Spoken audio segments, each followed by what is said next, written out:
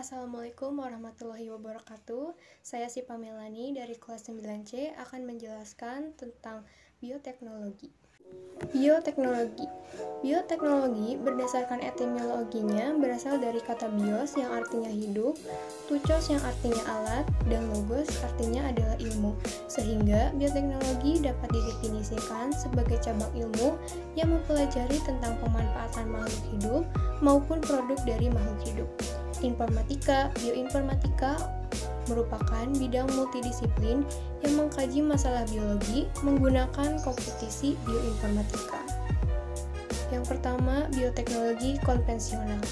Pada bioteknologi konvensional, memanfaatkan mikroorganisme secara utuh dan tidak bisa diproduksi dalam jumlah yang banyak.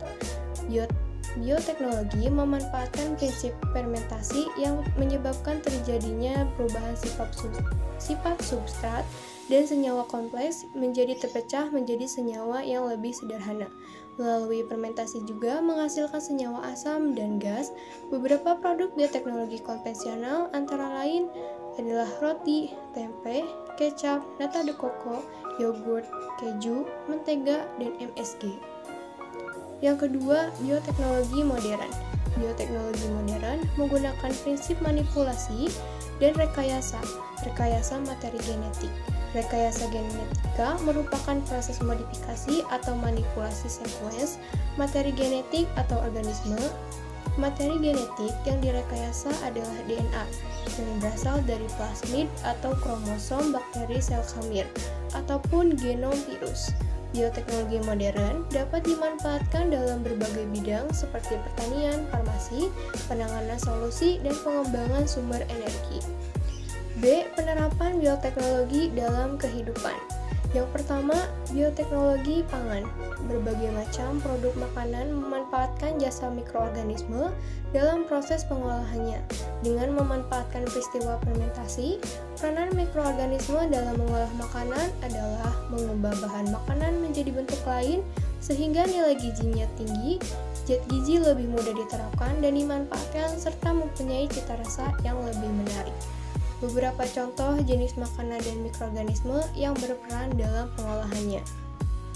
Pemanfaatan mikroorganisme untuk pembuatan kue atau roti, asinan, alkohol, yogurt, mentega, keju, tempe, dan tapai. Yang kedua, bioteknologi pertanian. Bioteknologi yang dikembangkan dalam bidang pertanian bertujuan untuk meningkatkan dan mencukupi kebutuhan pangan. Bioteknologi modern dalam bidang pertanian dilakukan dengan menerapkan teknik rekayasa genetika dan manipulasi gen. Tanaman yang disusun gennya sudah dimanipulasi disebut tanaman transgenik. Contoh tanaman transgenik yang saat ini sudah banyak dikembangkan antara lain jagung, padi, kedelai, pepaya, dan tomat. Beberapa penerapan bioteknologi dalam bidang pertanian antara lain sebagai berikut. Yang pertama, kultur jaringan tanaman. Memanfaatkan sifat tolokompetensi sel, yakni setiap sel membawa informasi genetik lengkap sehingga berpotensi untuk berkembang menjadi individu baru yang lengkap dan utuh. Yang kedua, kentang Rusbeng Burbank. Merupakan kentang hasil kultur jaringan yang memiliki kandungan pati lebih tinggi dibandingkan kentang biasanya. Tomat Clover Saver adalah tomat yang buah matanya tidak akan cepat busuk atau segar lebih lama. Yang ketiga, bioteknologi peternakan. Contoh penerapan bioteknologi dalam bidang peternakan antara lain sebagai berikut. Yang pertama, teknik inseminasi buatan. Inseminasi buatan atau kawin disuntik dilakukan dengan tujuan untuk memperbaiki sifat genetik ternak, meningkatkan angka kelahiran hewan dengan cepat dan teratur, dan mencegah penularan dan penyebaran penyakit pada hewan. Yang kedua, transgenik hewan. Transgenik dikembangkan melalui rekayasa genetika hewan transgenik. Dikembangkan dengan tujuan untuk meningkatkan produk dari hewan ternak seperti susu, daging, dan telur. Yang ketiga, hormon BST. Hormon BST disuntikan pada hewan ternak seperti sapi, tujuannya yaitu untuk memicu pertumbuhan dan meningkatkan produksi susu. Produk hormon BST dihasilkan melalui teknik rekayasa genetika. Yang keempat, bioteknologi kesehatan. Pada bidang kesehatan, produk bioteknologi dilakukan dengan mengambil mikroorganisme patogen yang dilemahkan sehingga mampu berperan sebagai antibiotik insulin atau vaksin buatan sebagai berikut. Yang pertama, antibiotik. Antibiotik merupakan senyawa yang dapat menghambat pertumbuhan mikroorganisme lain, misalnya bakteri. Salah satu contohnya adalah antibiotik paraselin yang ditemukan oleh Alexander Fleming tahun 1982. Yang kedua, hormon insulin. Hormon insulin merupakan hormon yang berfungsi untuk mengatur kadar gula dalam darah orang yang menderita penyakit diabetes tipe 1. Tubuhnya tidak mampu memproduksi hormon insulin sehingga kadar gula dalam tubuhnya sangat tinggi sehingga perlu mendapatkan hormon insulin sintetis. Yang ketiga, vaksin.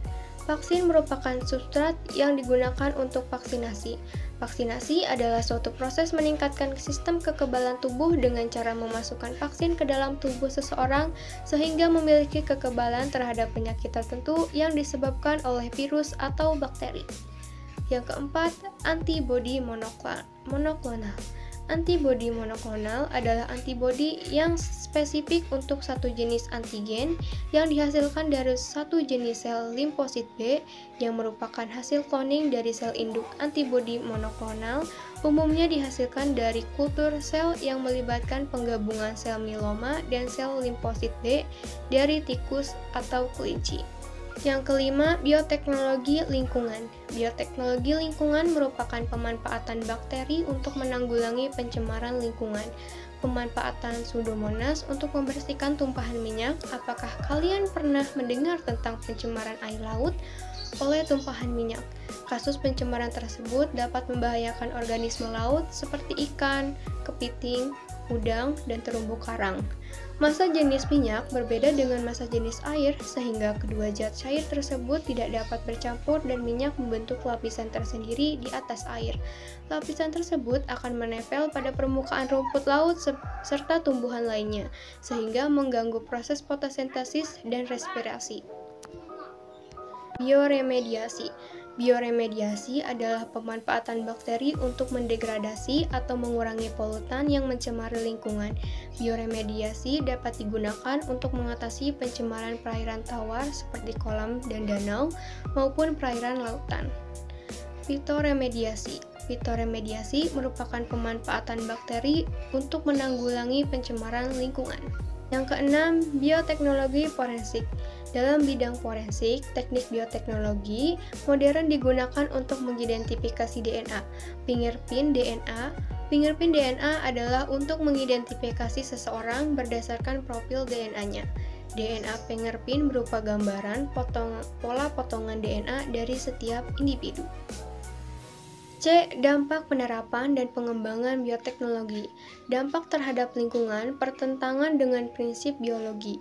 Kurangnya variasi tanaman, terjadi polusi gen menimbulkan hama resisten. Pencemaran lingkungan aliran gen pada tanaman yang kekerabatannya dekat. Dampak terhadap kesehatan menyebabkan energi dikhawatirkan menyerang sistem imun manusia, munculnya penyakit tertentu. Lalu dampak terhadap sosial dan ekonomi, menekankan produk lokal, belum ada hukum jelas yang mengatur bioteknologi. Banyak masyarakat yang masih takut menggunakan produk bioteknologi, menyebabkan kesenjangan sosial antara petani.